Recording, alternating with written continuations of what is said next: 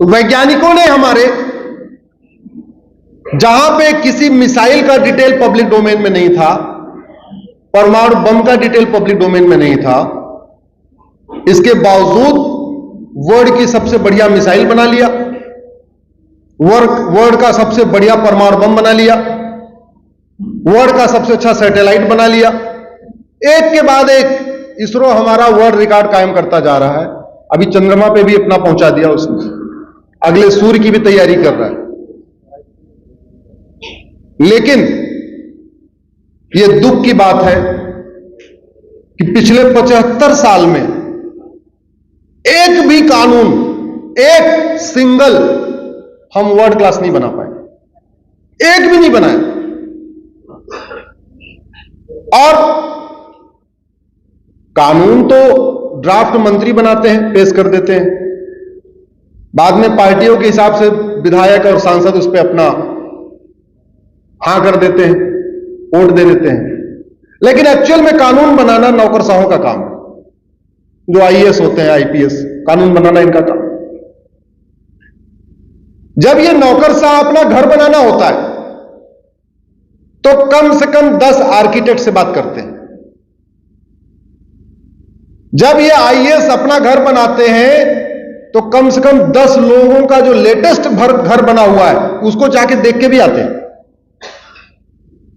और किसी एक घर की नकल भी नहीं करते।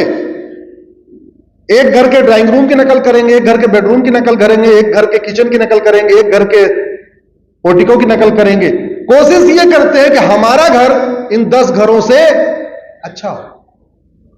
लेकिन ये बाबू जब देश के लिए कानून बनाते हैं तो कभी नहीं देखते कि जो कानून हम बनाने जा रहे हैं ऐसा सिमिलर कानून फ्रांस में कैसा है, अमेरिका में क्या चल रहा है, सिंगापुर में क्या चल रहा है, जर्मनी में क्या चल रहा है, देखना चाहिए कि नहीं। तो एक भारत तब बनेगा जब प्रत्येक कानून सभी भारतीयों के लिए, यानी कच्छ से कामरूप और केरल से कश्मीर तक सबके लिए एक होगा। और श्रेष्ठ भारत तब बनेगा जब हमारा प्रत्येक कानून दुनिया का श्रेष्ठतम कानून हो।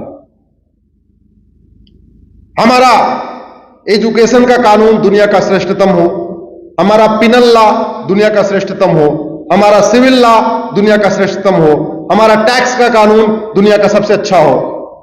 जब हमारा प्रत्येक कानून, और 2000 साल पहले पूरी दुनिया के सर्वोत्तम कानून हमारे होते थे। इसलिए चंद्रगुप्त के टाइम में दुनिया की 40% जीडीपी भारत की थी। तक्षशिला यूनिवर्सिटी में पूरे देश, पूरी दुनिया के राजकुमार पढ़ने आते थे। तो हमारी शिक्षा व्यवस्था दुनिया की सर्वोत्तम शिक्षा व्यवस्था थी, इसलिए पूरी दुनिया के राजकुमार और भावी मंत्री वो तक्षशिला नालंदा पढ़ने आते थे। बाकी और जो देश थे जो भारत के थोड़ा बाहर भी थे, उन्होंने तो बाकायदा नियम बना रखा था, हम मंत्री उसको अपॉइंट करेंगे जो तक्षशिला का प्रोडक्ट होगा या नालंदा का होगा। आज तक्षशिला तो चलो हमारे हाथ में नहीं है, वो तो रावलपिंडी हो गया, पाकिस्तान में चला गया। नालंदा बदहाल है। आज क्या है, जो ऑक्सफोर्ड का पढ़ा हो, जो कैम्ब्रिज का पढ़ा हो, वो अच्छा है। कहां चले गए हम? एक जमाना था कि हमारे सूरवीरों की चर्चा पूरी दुनिया में होती थी। तात्या टोपे जैसे वीर यहां पैदा होते थे, राणा सांगा, राणा प्रताप, पृथ्वीराज चौहान, एक से बढ़कर एक वीर पैदा होते थे। आज ओलंपिक के आप देख लीजिए, भारत कौन से स्थान पर रहता है? सबसे ज्यादा मेडल चाइना ले जाता है, उसके बाद अमेरिका ले जाता है। हम टॉप 10 में भी नहीं होते। क्यों? क्योंकि हम अपनी परंपराओं से बहुत दूर चले गए। हमने अपनी परंपराओं को अच्छा नहीं माना और अपनी गुलामी की मानसिकता इतनी बढ़ गई, इतने ज्यादा मानसिक रूप से गुलाम हो गए कि हर विदेशी चीज अच्छी हो गई, हर भारत की चीज बेकार हो गई। यह गुलामी मानसिकता का परिणाम है।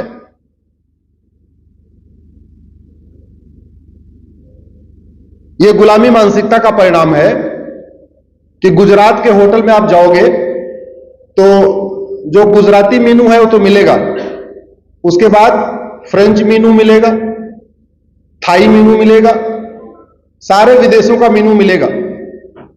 या तो गुजराती थाली मिलेगी या तो चाइनीज थाली मिलेगी।